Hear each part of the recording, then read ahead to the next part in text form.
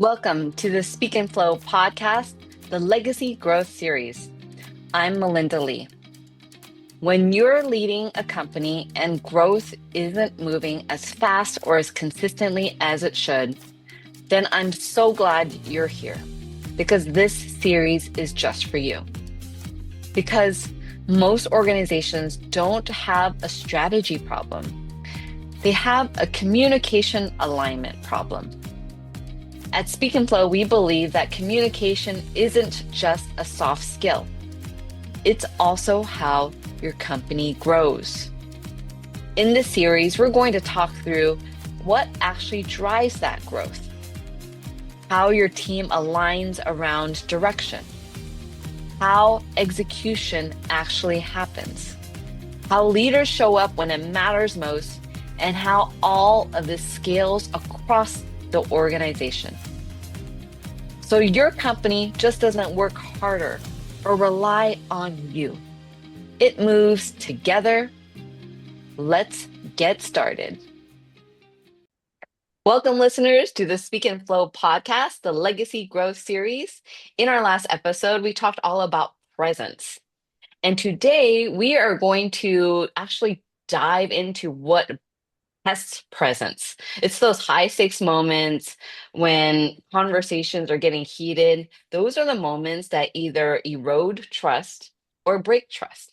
So joining me today, she's an amazing entrepreneur, advisor, C-suite executive with over 25 years of experience helping companies, healthcare industry, early startups, and also large healthcare industry companies through strategic messaging, partnerships, and go-to-market strategies. She has founded two doulas birth and also got acquired in 2017. She is a consultant and an advisor to healthcare companies, founder of Becca Gordon Consulting. Welcome, Becca. Thank you so much for having me, Melinda. So fun to be back. I know this is the second time I just really admire what you do and all your strategies. And so I'm so excited to dive in today to really break down what are the things that erode or build trust in these high stakes moments. And so there's, I will start off with this first question. There's a busy entrepreneur, CEO, or executive that has stopped to listen to this episode. And so what would you hope would change in their life when they actually take to heart everything you're about to teach them and talk about today? I hope that their confidence in their own Mhm. abilities will grow because I think that the big overarching message that I plan to share today is about authenticity. And sometimes that's the scariest thing to do as a leader is to be vulnerable in a way where you're truly being authentic with the people who work with you, work for you, your clients, your board, etc. But I think when you strip everything else away and you really go for it and you speak from a place of truth and authenticity, it makes everything much easier. Mm, And you have mhm. to think less strategically. You can just be really truthful, obviously, in sometimes crafted ways, you know. And so my hope is that if there's a busy entrepreneur joining us, a busy CEO joining us today, that, you know, they get that permission to speak authentically from their own experience and then listen, right? Because it's a two-way conversation when those high stake moments happen. It isn't just about speaking, it's about listening. Yes, yes, yes, yes. And the connection. I love that. Thank you so much for bringing that to light. Is the permission to be authentic. And that is easier said than done. So let's Yeah, it's dive in. And scary. It's it is scary. really scary, You're like especially putting for yourself out leaders. there. Yep, who are especially for leaders who know, they've had so much experience and they've come from all the knowledge and it's like, really, can I show that I don't have it all together? And so let's dive into that. And before we get into that, can you share with the audience what you do and what is exciting you today about what you do? Yeah, so I primarily work with early stage seed, Series A, Series B healthcare companies, mostly in digital health Mhm. and med device, but a little bit across the map. And I've been just really excited to work on some of these kind of EQ, soft skills things with the Oh, CEOs that I work with uh-huh. and present them in a way that is authentic to me, which is that these soft skills actually are sort of the core strategic skills that you need to be successful because Mm-hmm. markets are going to change. The people that you're interacting with are going to change. The landscape and environment is changing so rapidly with AI coming into healthcare and everybody trying to figure out how to work with that. And legislative changes, certainly in this industry, are really significant. You know, a new administration comes in, these things change, and that changes again. Mm-hmm. And so I think the core that makes a company successful, makes a leader successful, is the ability to really understand like what it is they're doing, why they're doing it, and then how to communicate that to others. And Mm-hmm. so Mm-hmm. that's really the kind of the core of the work that I'm doing right now. And it feels Mm-hmm. really authentic to me. So it's really pleasing. Oh my gosh. And that's why you're here in this conversation, Yeah. because I agree with you, because a lot of what traditionally has been thought of as a soft skill, it's soft because it maybe not measurable, Mhm. can be actually measured. It's actually more of a something that can translate to growth and actual metrics for the company. And so let's start off with talking about these high stakes moments when it's so critical, the lot's on the line. What are as a leadership team?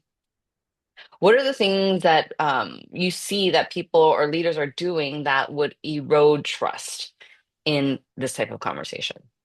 I think there's a few. I think one Hmm. is not having the right people in the room. So I think it's Hmm. really critical as a leader to understand which members of your leadership team, maybe you're lucky and it's all of them, but which members of your Hmm. leadership team are right for which types of conversations, Hmm. because Hmm. there are very talented leaders in Hmm. certain um, organizations that I've worked with that are Hmm. wonderful at what they do, manage their team successfully, all the metrics, analytics, deliverable, everything is excellent. But when it comes to Hmm. their communication skills or ability to be in those high stakes situations and Hmm. conversations, maybe that's not their strong suit. And Hmm. eventually that's probably a ceiling for them, right? Or something they're going to have Hmm. to grow in if they're going to Hmm. continue in their career. But I think as the CEO, Hmm. as the leader of a team, it's really important to have the right people in the room and understand the temperament of your Hmm. leadership team, understand who you have available to you. Part of being a leader is selecting kind of who's in the Hmm. conversation, where Hmm. and when you can, right? Because sometimes a Hmm. board member is going to ask to speak to everybody, or sometimes you have a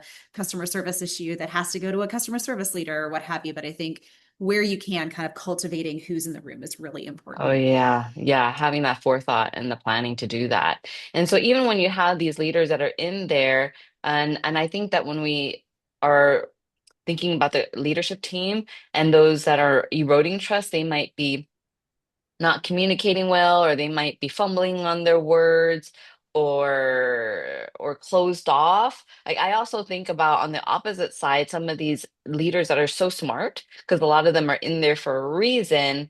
Uh, there's a gamut. They can also be talking too much. Have Totally. you And I found that? think, Hmm. Hmm. absolutely, I think it's a balance, right? Where it's really important if you are having multiple individuals from your team in a Hmm. conversation that you're demonstrating respect among your team, right? Hmm. And what that requires is a pretty high level of emotional intelligence for those Hmm. leaders that are in that conversation, because Hmm. it's knowing when to speak about their area of Hmm. expertise, but it's Hmm. also knowing when to show respect to their teammates and, Hmm. you know, maybe turn the floor over to somebody else and say, I appreciate you asking me that question. It's really not my area of expertise within this organization. That set of topics is handled by this person. You know, they can speak more Right. to that than I can, right? And so the way that the leadership team speaks about one another and speaks to one another Hmm. becomes really visible to the client, the Hmm. board member, this Hmm. outside Hmm. person that's coming in, right? And I think Hmm. that that respect, even if you don't always agree, you don't have to Agree. agree on the strategy that someone is bringing up, but you do have to show them a level of real tremendous respect, and I think Right. that's really important. Right. Because a lot of times we're in the room and it's an important conversation, and then we want to be right. And And and we want to be sometimes it could heard. We be, and want we to want to be be heard. heard. Yeah. Yes, yes. And so that could come at the cost of maybe even disagreeing with your partner or your teammate in front of a client because you Yep. want to be heard. But Yep. then, as you're saying, from the client's perspective or from the audience perspective, it really doesn't look good. It doesn't build. a good solid reputation of Yeah, I'm a really team. strong believer in like the person who's the closest with that client is the person that Yeah. should be leading the conversation. If it's a Mm-hmm. board member, the person who's the closest with that board member should be the person who's introing the conversation. And they're pulling in their teammates and bringing them in Mm-hmm. on their areas of expertise and to add color. But to have Mm-hmm. kind of one person in that team designated to sort of be the narrator and be the person Mm-hmm. who is the fulcrum for your team, and having that person be Mm-hmm. the one who has the closest relationship to that Mm-hmm. outside individual, I think is really Mm-hmm. helpful. And then the other Mm-hmm. piece is listening, right? Because every Mm-hmm. conversation, it has two sides. And to your Mm-hmm. point, I think when we're in high stakes situations, we want to be right and we want to be heard. And sometimes we forget that 90% of what is really needed in those higher stakes situations is to hear what the other person is saying. And so a lot of Mm-hmm. times, if there's something going awry, and that's why there's a high stakes conversation happening, Mm-hmm. right? That other person wants to be heard, and they just want Mm-hmm. to be heard and they want to be validated. And it doesn't really have a lot to do with the content of what you would say in response. It's more the feeling that you're giving that client who's upset, or that board member who needs more color, or, whatever else is going on. Mm-hmm. What they Mm-hmm. really want is the board member wants to feel heard with their ideas. The client wants to feel heard with their complaint, right? And so Mm-hmm. obviously your response to that is important, but it's really secondary to the first part, which is making sure that person feels heard. And it's hard sometimes because you could be in a room with maybe one or two representatives from the client, one board member, Mm-hmm. and like four Mm-hmm. team members or more, Mm-hmm. right? Mm-hmm. And so to get everybody on the same page, to be like, okay, we really need to listen and ask questions of this person that we're Mm-hmm. meeting with before we dive into our solution building, I think is really important. Yeah, what would you say to someone that traditionally likes to speak and puts in their opinion? How would I know if I am talking too much? So I have three strategies. I am that person. Okay. I'm a super type A, like Virgo person, and I Uh, love to be right. And I love to have information to share. And it upsets me to be in a yes. meeting where I don't get to speak, right? So Uh, I have a couple tactics that work really well for me. One oh, is keeping cool. myself on mute. So I actually have to do Mm, something, right? If it's in a mm, virtual meeting, I'll keep yeah. myself on mute because Uh-huh. then I actually have to do something to participate, right? Mm-hmm. And then other ways, like tangible ways that I help myself pause and I've seen work for my clients is like to have a drink. So, like right now, I have my water, I could have a Yeah. coffee. And so Yeah. someone says something, and before I'm allowed to respond to it, I have to like take a sip of my water, take a sip of my Y- coffee. It's like that moment Yeah. of pause before Mm, speaking. And then the other thing that works great for me, and I do in almost every meeting, is I actually take physical notes. And so mm, I have to be listening to the other people in the conversation and not mm-hmm. just kind of thinking of what I'm going to be saying next. And Mm-hmm. I'll take Mm-hmm. notes on everything that the other person is saying and like really Mm-hmm. pay attention to what they're doing. And that Mm-hmm. gives me something to do with my hands, my brain, my heart while they're speaking, and not just jump in with I uh, love that. I love what that we're you're saying. using your hands, your eyes, your heart. You're Yeah, it using has to be more like of really you. somatic, right? And so maybe Yes. note taking isn't the only thing that works, but that really, really works for me. And then it also is Uh-huh. helpful because then I can refer back to those notes and be like, Right. I was thinking about the part where you were sharing, about how we let you down in this particular area, of service. And, these are some ideas I have about ways that we can rectify that moving forward, right? So it Yeah. also Yeah. demonstrates listening, where you're like, Yeah. actually, I heard what you said. Yeah. I love that. I love that. So using more parts of us and so these are high stakes conversations and you're saying that the most important thing is listening and giving other people a chance to feel heard. And so what would happen? What do you suggest someone should do if someone asks me a question and I don't know how to answer the question? Earlier, you mentioned just to be authentic. Like, tell me more about what I can do, if I especially if think this is an important conversation and I want to do well. Yeah. I think there's a couple of pieces, right? So it depends a little bit on what's being asked of you, right? Mm, And if you don't know the answer, like hmm don't know the answer, don't have a clue, and somebody else on your team might, then I think it's hmm completely appropriate to hmm like turn the floor over to that person. Thank you so much for hmm answering that question. The person on our team with the most expertise on that matter is X. So I'm going to hand it over to Melinda to answer hmm your question, right? And that just, hmm again, demonstrates respect, it demonstrates humbleness, like so many good hmm qualities without you Like having to teamwork, answer. right? Yeah. And teamwork. Yep. Yep. So I that's love it. one. Sometimes we think we don't know the answer, but we actually do know the answer, and we Mm-hmm. just aren't confident enough to say it. So I think those are kind of different situations, right? Yeah. And Yeah. if we don't feel empowered by our CEO to say it, or we're worried Yeah. what our board member is going to say if they Yeah. hear it, or our investor is going to say if they hear it, that what we said, but we do know the answer to a question, that's a little more dicey to me, right? And I think in that Mm-hmm. moment, the best thing to do is that pause. People, Mm-hmm. when they ask you a question, you feel like you have to really respond right away. And I think it's Mm-hmm. perfectly reasonable to say something like, Mm-hmm. thank you so much for asking me that question. I'm actually thinking of the answer as we sit here, and these are Mm-hmm. some things that are coming to mind. But Mm. also, I'd really love to formulate my thoughts a little bit further, and I don't feel Mm-hmm. like I can come up with the best possible answer for you in this setting. Would it be okay if I Mm-hmm. got back with you within the next week or two? And I can pull Mm-hmm. some analytics and look into that particular thing further, right? Mm-hmm. So I Mm-hmm. think there's a way to say, these are some thoughts I'm having. This is where my brain is Mm-hmm. going. Mm-hmm. I'm not clueless on this topic, but also like I Mm-hmm. want to make sure to give you the best possible answer that I can, and I Mm-hmm. can't do that Mm-hmm. in 20 seconds, right? I love it. I mean, I think that for me as a listener, I admire that. I respect that. I'd prefer that you wait and pause and take the time to think about your answer and then share what you honestly are thinking about what's coming up. And then also if you have more, opportunity to go get data, more accurate data, I would like that. And talk to more It's okay. people, right? Like, let And me talk to talk to more my people about it. team and Yeah. find out what they think and, consolidate an answer for Yeah. you. I've Yeah. also been known to be the person in these conversations that I'll say one thing Yeah. as a potential solution. We'll be going down this pathway. And Yeah. then I'll realize, I'll come up with a different answer, right? And Yeah. I Yeah. think it's a totally reasonable to say that Yeah. in the moment. Yeah. Now, as we're Yeah. sitting here talking, I'm actually wondering, and phrasing it as a question is a great tactic, Right. right? Right. I'm actually Right. wondering Right. if it would make more sense, or it would make sense to also explore X, Y, Right. or Z, right? And Right. Right. when Right. you phrase something as a question, if someone asks you a question, you can direct a question back to them. I'd love Mm-hmm. to give you more information about that. Could you clarify for me what exactly it is that you're wanting, A, B, or C, right? And then Mm-hmm. that gives you more color. It also gives you more time to kind of think about Mm-hmm. how it is that you want to respond. Mm-hmm. Mm-hmm.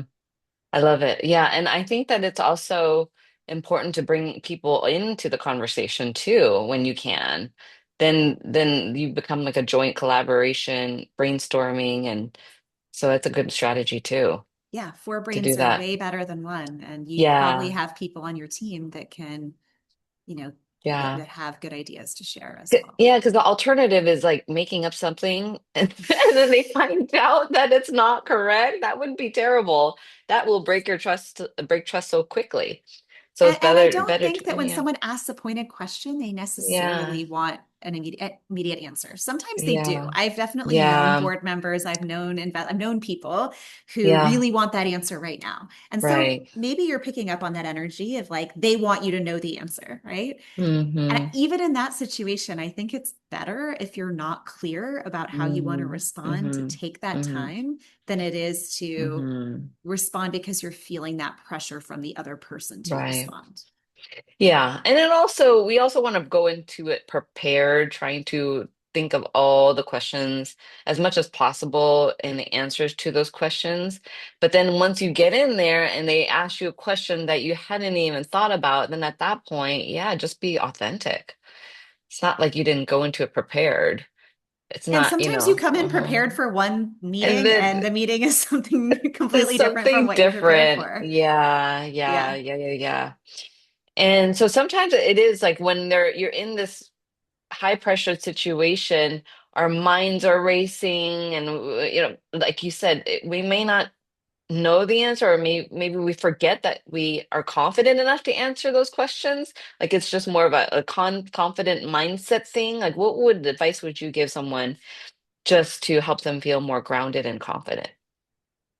Slow down. Mm-hmm. So again, all these techniques, whether it's note taking or water sipping or something else, a grounding technique that I really like is just a quick, my feet are on the floor and just feeling the Mm-hmm. bottom of my feet on Yes. the floor, right? Especially Yeah. if I'm in an Yeah. in-person meeting and I can't, Mm-hmm. do all of my muting myself tricks that I would do if I was remote, just placing my Yeah. feet on the floor and hey, the soles of my feet are on the floor, right? And even just having that moment of Mm-hmm. grounding no matter Mm-hmm. how you respond after that, it's going to give the cadence of what you say, the tone of what you say, Mm-hmm. a different vibration, right? Yeah. Oh yeah. Yeah. And sometimes I even advise my clients to wiggle their toes to feel that so Yeah, I'm that they have here. more the mo I'm here. I'm Yeah. here. I feel supported by the ground. It is so important because it's a different energy because then you're not somewhere else, like your thoughts. Because what happens is when people are not confident, their thoughts are all over the place. Like, oh my gosh, am I saying the right thing? Oh my gosh, what are they thinking? I think another thing I've So, noticed with leadership teams is that there's a lot of preparation that goes in for each individual person in the group, but the hmm. best leadership teams prepare as a group. And so there Yeah, will be some sort of pre-meeting that involves almost a practice run, right? Of like, hey, right. the person that's the closest to the problem or the closest to the situation will brief everybody and will come up, we'll paint the picture of this is what I think the meeting is. Obviously, it may or may not be Hmm. exactly that. And then there will be a conversation of, okay, this is the person who's going to lead the meeting. When it comes to this topic, I'm going to hand it over to that person, right? Hmm. And obviously, things may go a little differently than that in the meeting if the client or the board member or whoever it is that you're in the meeting Hmm. with takes it in a different direction. But I think Hmm. having that group preparation is really important. And I've seen Hmm. sometimes in busy organizations, the time is spent, bringing in charts and data and, things from each department rather than Right. coming together as a group and being like, this is the main purpose of this meeting. This is what we want to Yeah. get out of it. These are some of the Yeah. ways that we want to handle Right. strategically what comes up in the meeting, right? And Right. so, in the Right. best situations, you have the time to do that and you take the time to prepare Yes. in that way as a group. Oh yeah, I love that. It's so true because it makes me think about all the times that we, even for us individually, when we're preparing for a presentation, we're looking at all the data and trying to prepare all the script word for word, and then we just really forget what is it that we're trying to, what is the purpose of my presentation? And so, like having that forethought and planning as a team, what is the purpose of the presentation? Where's the direction that we're going?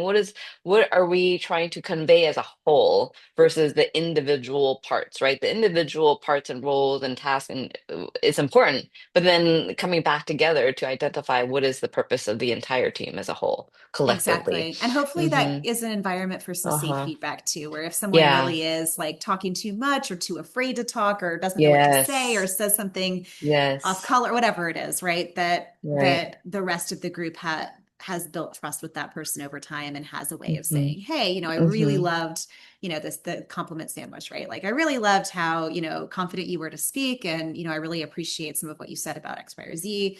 And I don't know if you realize this, but we're going to have an hour-long meeting with this person, and what you said just took 40 minutes. So is there a way that you can consolidate some of those ideas more so that when we get to this part of the conversation, your part takes 8 minutes instead of 40, Hmm. right? Hmm. And as a leadership team, what do you think would be possible when they start to prepare for their presentations like this versus just everybody go practice their individual components versus what you just mentioned?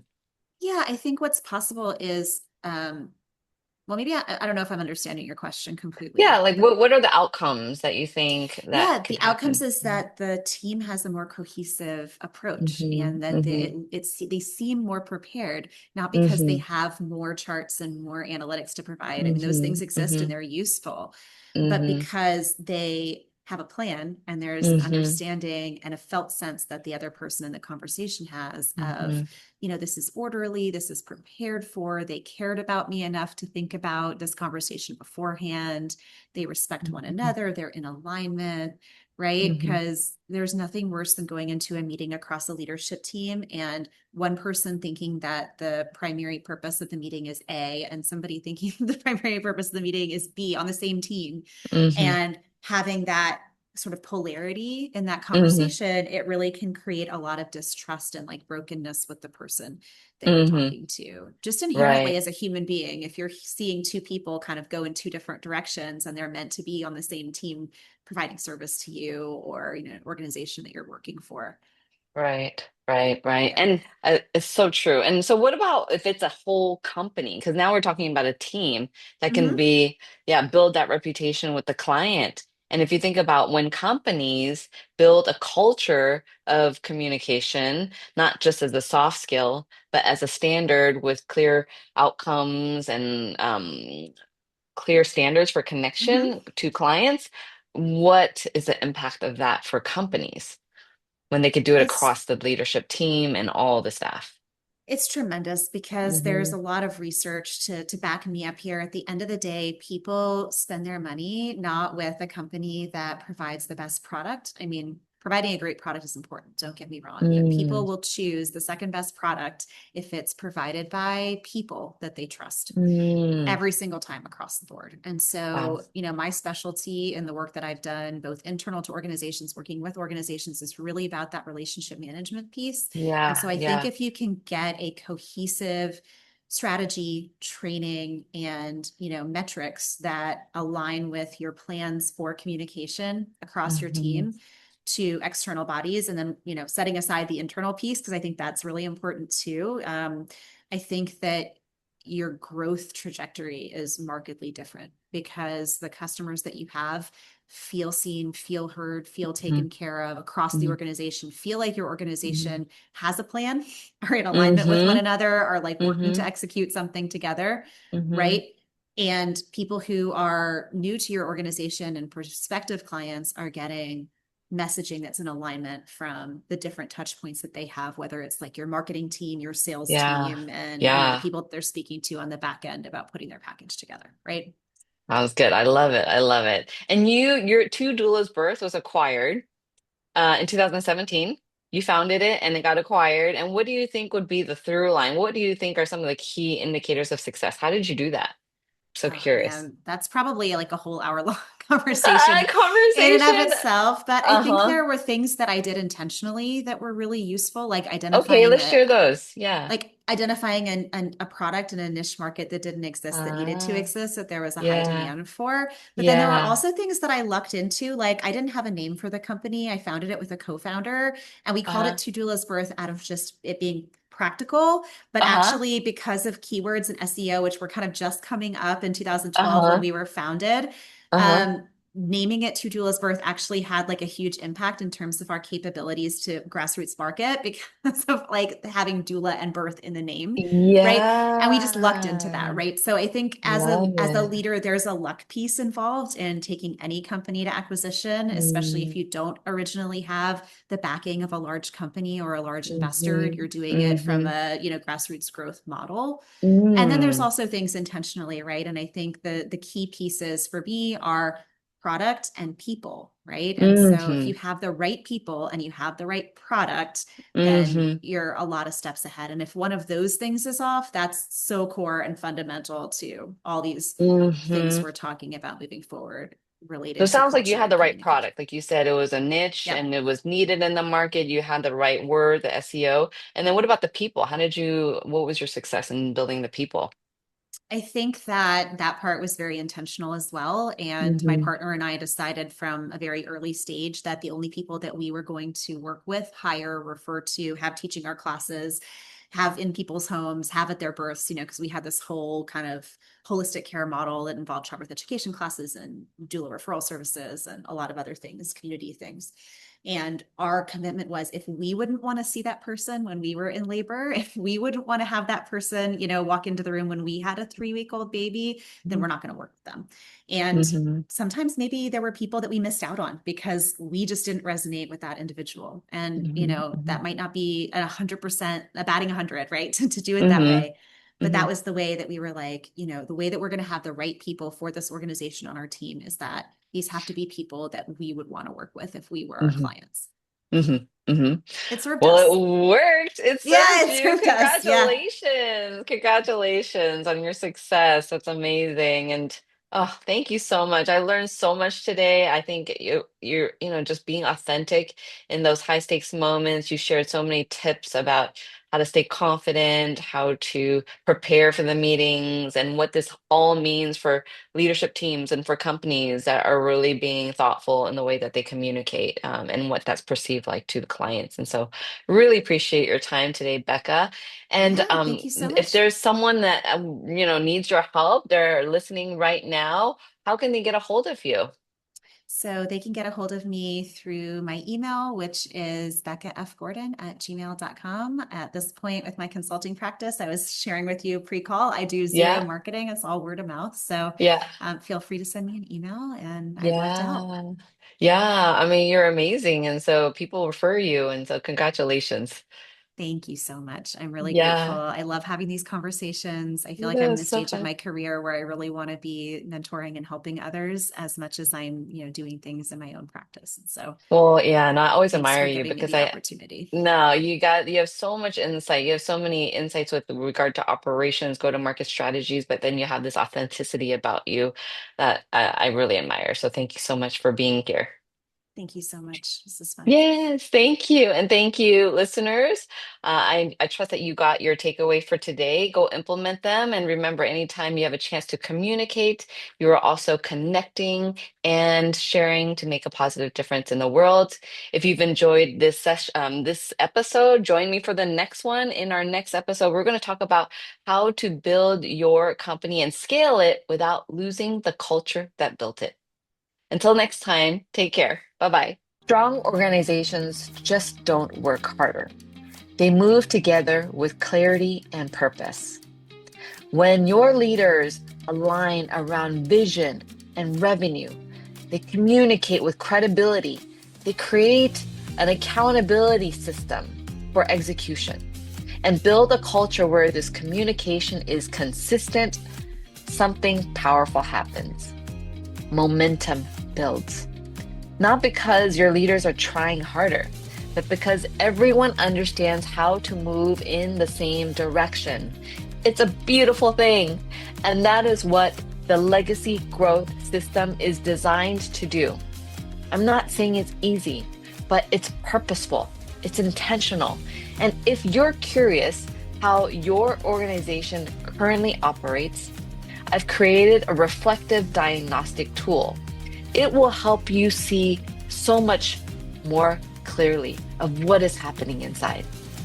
It's called the Communication Dynamic Profile, and it reveals how your organization moves from vision to execution and how the alignment flows and where it may be breaking down.